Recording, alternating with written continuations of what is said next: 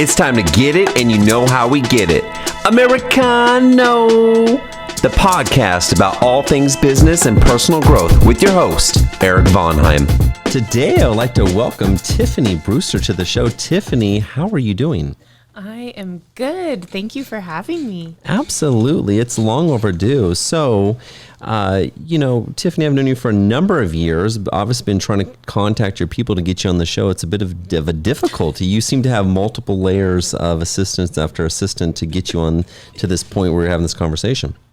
Well, the struggle is real. The struggle is real with my schedule. So I'm so thankful that you found your way to me. Absolutely. Get me on the cast. We navigated the waters, people, of Tiffany Brewster's schedule. Yes. So, Tiffany, where are you coming in to the conversation today from? Where are you at today?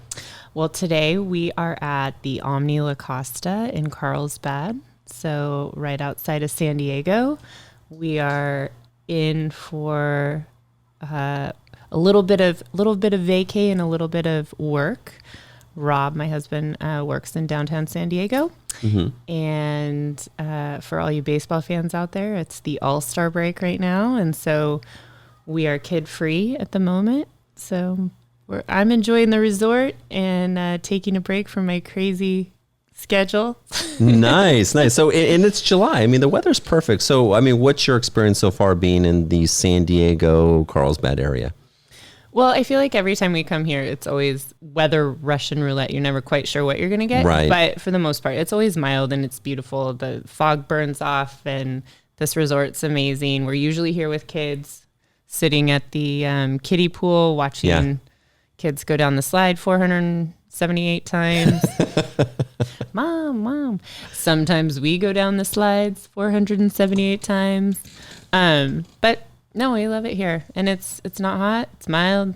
Kind of like all of California. All of California, exactly. Well, welcome to Southern California. And for our audience, for our listeners out there, where are you based out of? Where are you and your husband located in? We live in the East Bay. We are on the border of Walnut Creek and Lafayette, in a little area they call Saranac, and love East Bay life. Yeah.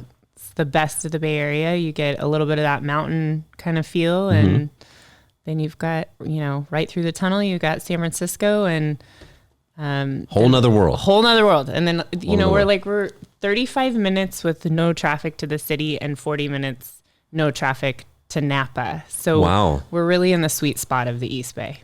Right. So you can go to the city, have that whole experience, and then you can just come back to your sanctuary. And then when you need some wine, you just drive right up the street. Right up the street. Yeah. We live in the heart of good times. The heart of good times. I like that. Yeah. Which is necessary. You need to be in a space, I feel, where you're enjoying life because, you only get one shot at this. Well, it's very true. I think we talked about that earlier. Like, life's too short. You get one shot, and you got to make it the best. So absolutely. So you mentioned that you're down here for a little bit of play with your husband, which is fantastic, but also a little bit of work. So you're traveling with your husband for work, and then you're probably doing some work yourself. What might that be? Give our audience a little bit of background about yourself.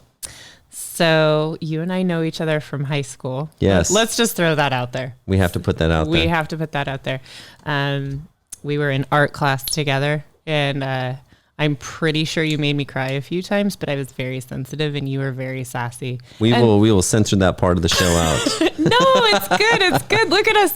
Like, I don't consider myself overly close with anybody that I went to high school with, and except for you. And I think it's a testament to just the kind of person you are. And we clearly have a great friendship, and it's very something that I value, and it's turned into a little bit of a business relationship recently. And I've always had a passion for marketing, event planning.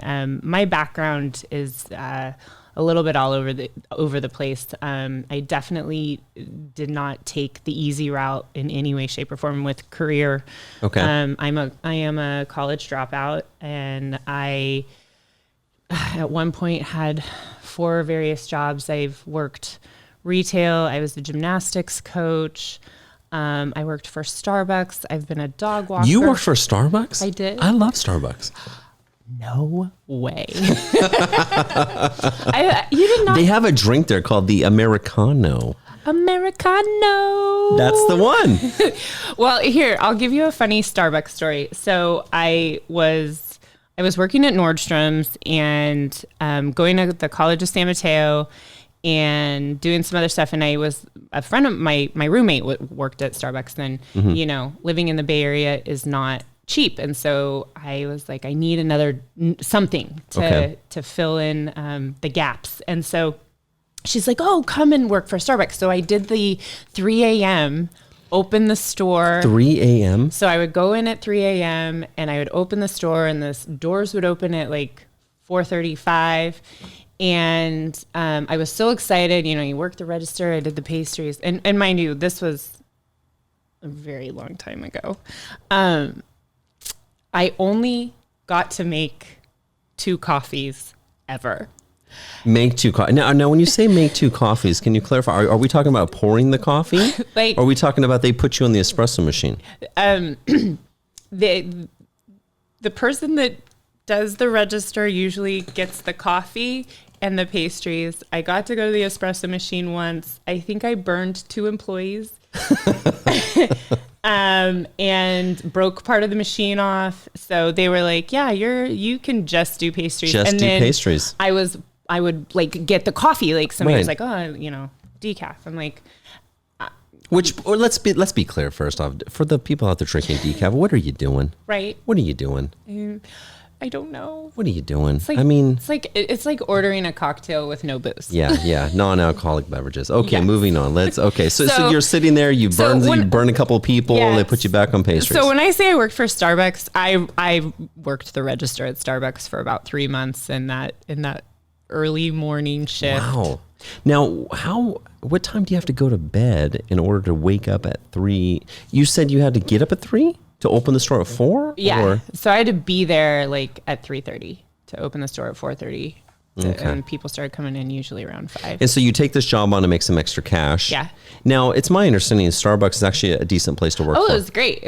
I worked part-time there. I would work from 3 until, 10. And then I would go to school from 10:30 until 12:30. And then I would close at Nordstrom's from 1 to 9:30. My gosh, you work at 2 of my favorite brands. So basically you're making money at Starbucks and you're spending it at Nordstrom. Exactly. Yeah. I mean, I had to help the habit. And I got free Starbucks when I worked there. So I was heavily caffeinated. It got me through my day and we were good. Yeah. Good. If you're working at Starbucks and you're asleep, I think you're missing the point of the establishment. You should be wide awake with all that caffeine. You definitely should. But I was probably over caffeinated, which is why the espresso machine and I were not friends. It was just too much. I was, had the shakes and probably under not enough sleep too. So all the good stuff. So what's it like managing 2 different jobs like that? So actually at the time, I also was doing event planning and that's kind of getting into what my passion kind of is. I was assisting somebody that planned benefit events for professional athletes. So I actually was trying to manage 3 jobs and school. Okay. And essentially what happened was school went away and because the work overtook everything. The work overtook everything. And I was happy. I really enjoyed I love sales. I love people. I enjoyed the hustle and I was, early 20s. So I had the energy at that time and that kind of set me on a trajectory of I'm a working girl. This is what I'm going to do. And, I definitely value education, but I also know I took a path of not having that. And so I had to overcome some hurdles. So I think, juggling all of the jobs definitely taught me just a work ethic that was different from, I think, people who have one job or, that do kind of the this is what I'm going to do and this is where I'm going. And so it led me down a different path. And I appreciate those times where I put in the extra work. I certainly played hard at the same time. I mean, in your early 20s and you're trying to figure it out and wanting to to wear the clothes from Nordstrom's that you're selling, and being around professional athletes in that aspect, there was a lot going on, but it taught me to grow up pretty fast. Like it just taught me a responsibility. And that's what the 20s are for. Yeah, no, it was definitely an eye opener for me. I don't feel like that was necessarily ingrained in me when I was younger. Hard work was always ingrained in me. I was a competitive gymnast and hard worker in school. It was always expected. And so that carried through, and that's good. But yeah, trying to figure out how to juggle 2 or 3 jobs. Mm-hmm. I also dog walked in between. I mean, it was like, if you were going to offer me money to do something, I was like, sure, I'll do it. Sure. Sometimes you never know how these things are related. I remember reading a Steve Jobs biography, and in that particular biography, it talked about how Steve Jobs had taken a calligraphy class, and I believe it was in a community college. And at the time, he identified the fact that he's taken this calligraphy class, not understanding how it would be connected to any particular thing that he was trying to achieve. He took it because he was just interested in fonts and art and these type of things. What's interesting is later on, fast forward, when he had built out, contributed to the interface of the Macintosh, they were one of the first in that particular field to have beautiful, rich fonts. And calligraphy was one of them. And Steve Jobs referenced the fact that he had taken a calligraphy class, really fell in love with the typography, and wanted that to be a part of the operating system. So the point being is that sometimes we pursue paths and we take on different things where we don't understand how they're going to be connected to something later on in life, but the world works in interesting ways. Oh, gosh. I am 100% connected in that way, in that story. I mean, talk about, like where you think that you know what you're doing, and then the next thing you know, it turns into something completely different, and yet part of it. Right. So it's the spider web of life, or what is it like, sometimes this, and this is me and my sayings, sometimes the path isn't the straight line, but it's the squiggly line, and it's the off paths that actually are the ones that get us to where we really want to go. And that's definitely Nordstrom's, Starbucks. And then when I was working at Nordstrom's, I met the lady who I was working for.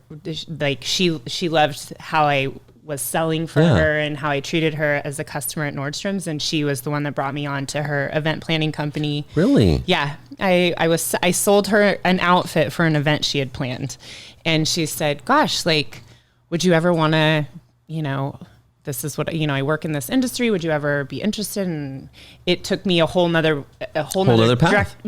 direction. And I worked with her for quite a few years. I did 4 or 5 Super Bowls.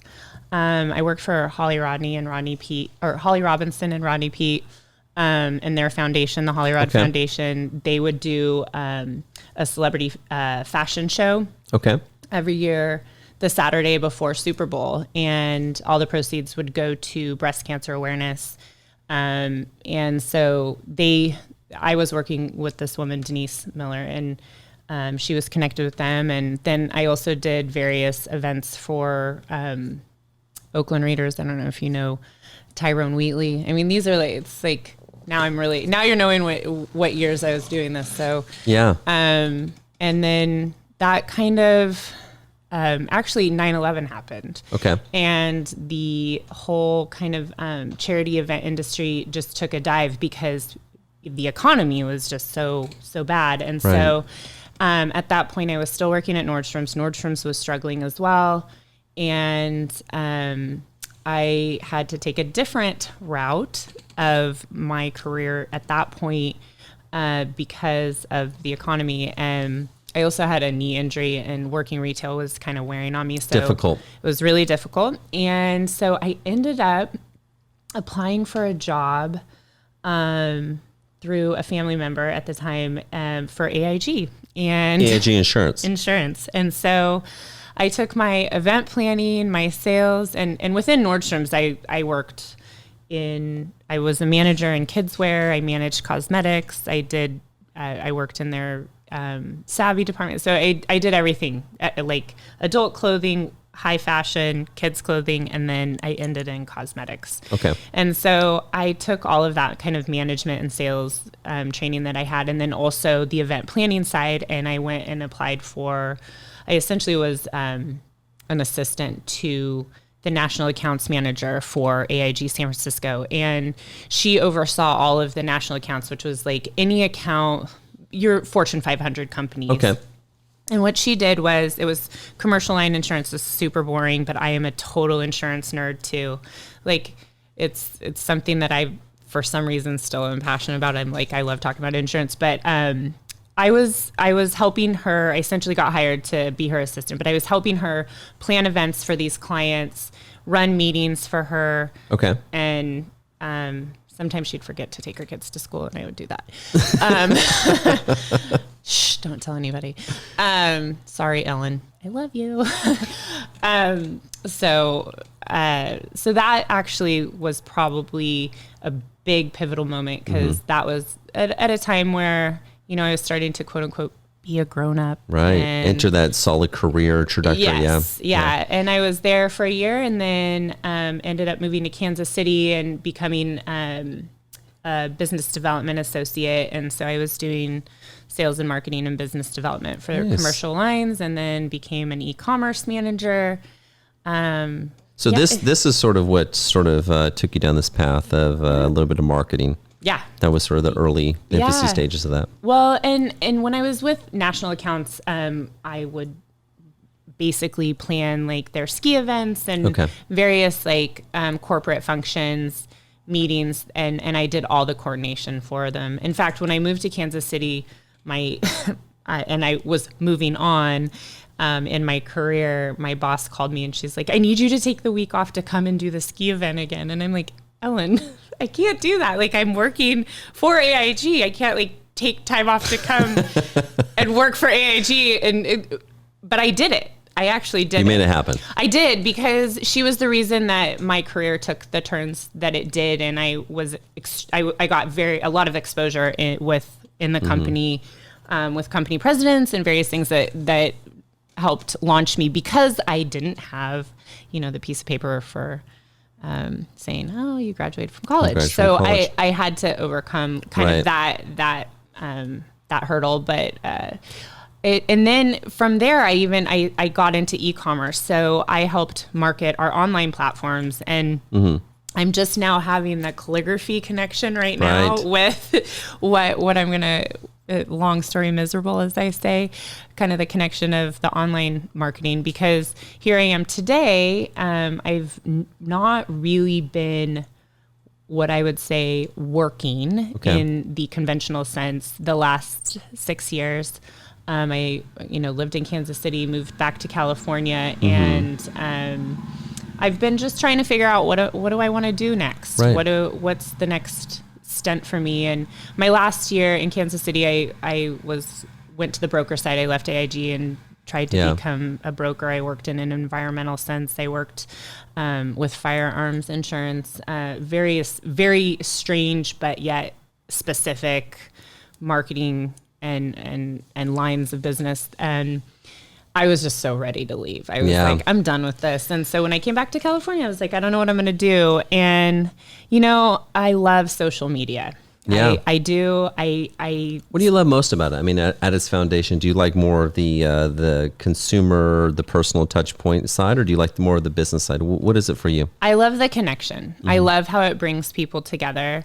I love the positive side of it. I try not to think about, I know there's a lot of bad sides to it, but I love the connection. I love to see somebody succeed, or somebody's, their kid's first day of school. I do love the business side of it too. I love to see what people are doing and how they're getting their brands out there. I love seeing brands evolve and change. So I think as a consumer as well, I love the ease of seeing what's available out there and how quickly I can get to it with one click. Yep. My bank account doesn't like that, but Like, I enjoy it. And then there's the part of it where I love photos. Like I take so many photos, my kid, my dog, my family, my husband, my friends, like I just like that. Sharing that. I love sharing life. Stuff. Yeah, I love sharing life. I love sharing stories. And so the last few years I've definitely been trying to figure out like what can I do with this? I definitely have a creative side too. I enjoy creating things. I enjoy connecting other people to other things and people that I love or care about or something that I'm passionate about. And so here we are. Again, long story miserable. I'm now working with you with Turned Up Media and getting to get that online education that I've wanted, in the sense of learning all of the various platforms and how they're integrated with business and how to create marketing and digital sharing of information. And I guess you could call it advertising too. I think that's probably the right word, but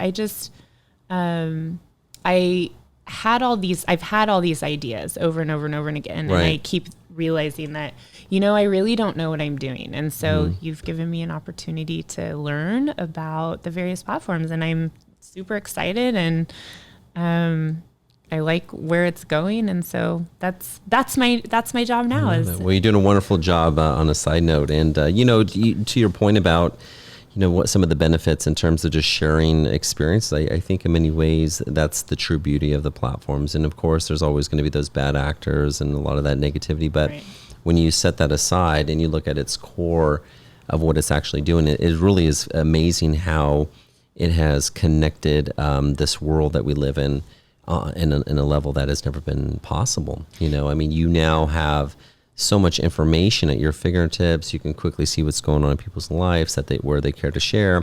You can be informed. You can participate in that conversation, and it's really remarkable how fast things have moved in the world economy as a result of these social media platforms. It's incredible. I think about, so my son is 10 years old, and I also have a 19-year-old stepdaughter. And I just think about the last 6 years, specifically when I came into kind of my stepdaughter's life, and also watching my son be such a part of this digital movement. And I mean, truly, like he had an iPad when he was 3 or 2, and this digital generation, so to speak. And I actually learned a lot from my stepdaughter watching like the various apps that she was going on, like when she was 13, 14, and now she's 19, and how much it's evolved and changed in like such a short amount of time. Yes. How quickly the technology is changing. And then even watching my son go from being 5 years old, and, most 5-year-olds don't know what Snapchat was, but he had an older sister. So, understanding the digital age. And I take a different approach as a parent. I think it's really important for our kids to be exposed to these things, to learn how to navigate them themselves. And so my son last year really wanted a YouTube channel, and we kept kind of going back and forth, because I thought about like, it was like when our daughter wanted Instagram, or my stepdaughter wanted Instagram, and I didn't have a lot of say in it, but you're scared for them, right? Sure. There's a safety concern. There's a safety concern, and yet there's also, I feel responsible for my kids to be up on technology. Like, I want my son to learn how to evolve with technology as he's growing up. I think it's super important, as opposed to like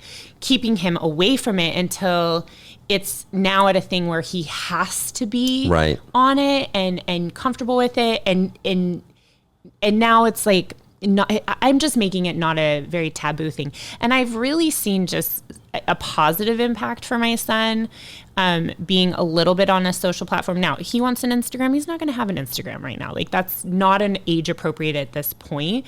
But he'll do his YouTube videos about his Fortnite or this or that. And I've been I've been giving him a lot of responsibility, because I feel like that's so important. And I think as adults, where we kind of we're all trying to navigate the how much is too much time. Right. Like we're still trying to figure it out. We're still trying to figure it out. And I think too,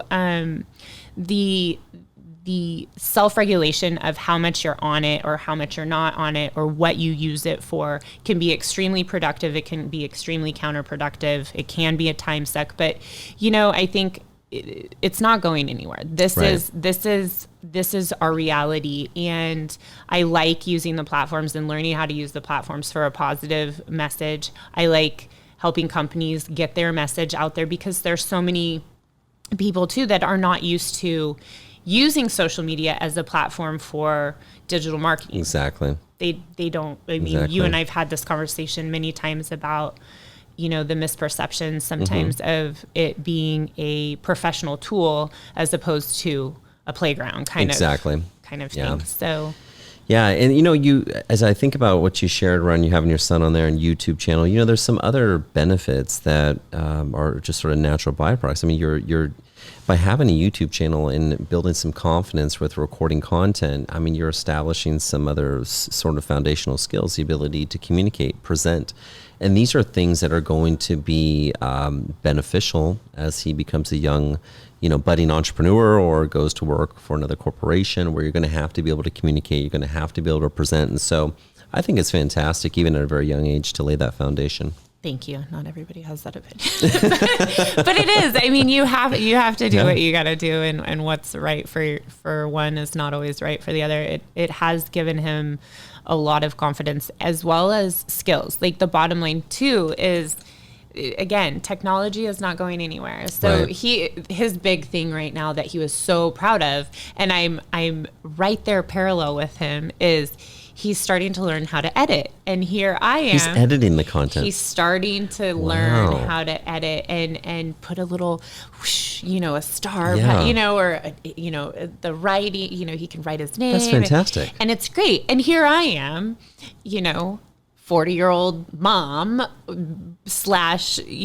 / digital marketing. And I'm learning the same thing. I'm learning how, I can have a conversation with him like, that's not visually pleasing. Like you want your audience to want to watch it. And then I'm over here, getting ready to publish a story or publish a feed or something and doing the same thing. And that the skills that he's learning at 10 years old are going to continue to be relevant as he gets older. And I have I have a friend that's a high school teacher, and the kids in high school these days, they have to do digital presentations.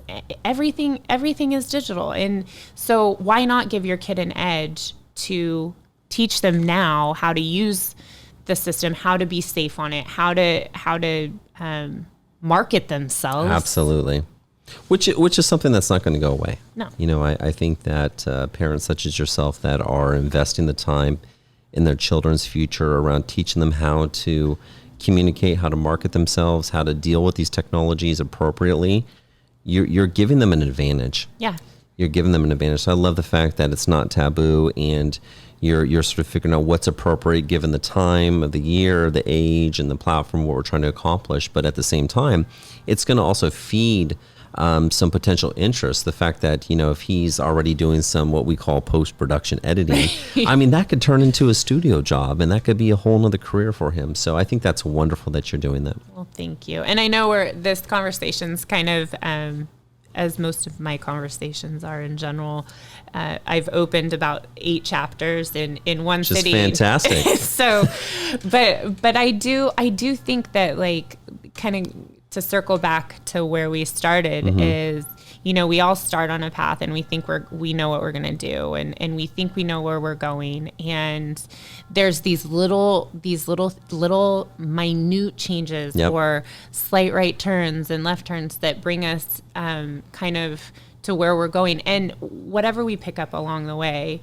can tend to, if you listen to it and you hold on to it and you leave behind the stuff that you don't need and you take it into each next step.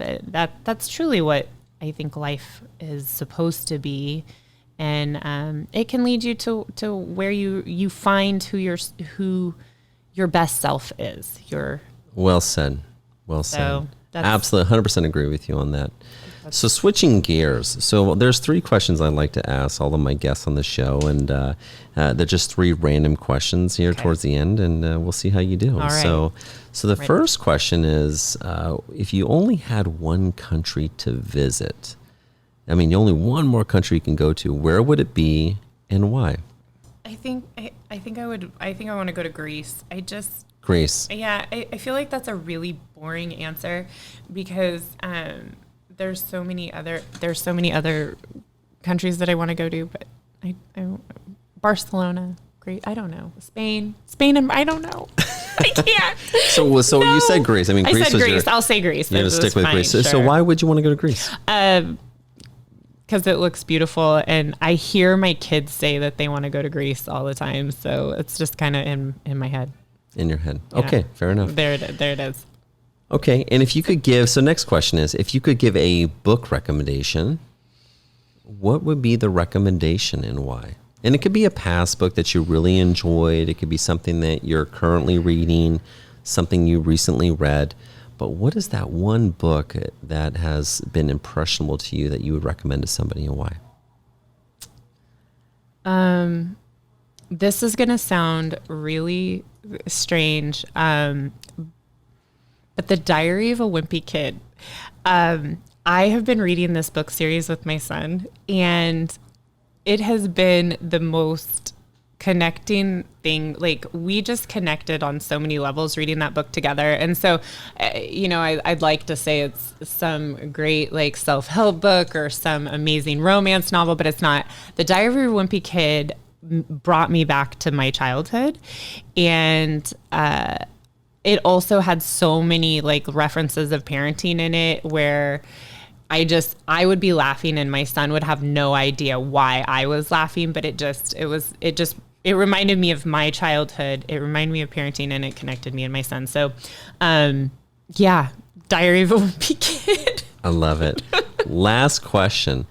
What is the last random act of kindness towards another human being that you did, and how did it make you feel? This is very strange. I'm a big walk my cart all the way back to the grocery store person. I just feel like that's something that you can do for the employees of the store. And it may not be like a specific random act of kindness to a specific person, but I just feel like it's being a good citizen. And I really, 90% of the time, I take my cart all the way back to the store. Well, I'm sure they greatly appreciate that, especially when it's raining outside, right? Yeah. And you have to chase those carts. Yeah, I do. Especially at the grocery store, I'm very much a take it all the way back. Take it back. I love it. Fantastic. And last question, where can people find you online, Tiffany? I am on Instagram at Tiffany Faith Brewster and Twitter at TF Designs. You can also find my son's YouTube channel at Billy Tubes. Exclamation point. I make a few appearances on there, and then LinkedIn. Wonderful. Well, thank you so much for your time today. I really appreciate having you on the show. Thank you so much, Eric. I really appreciate being here.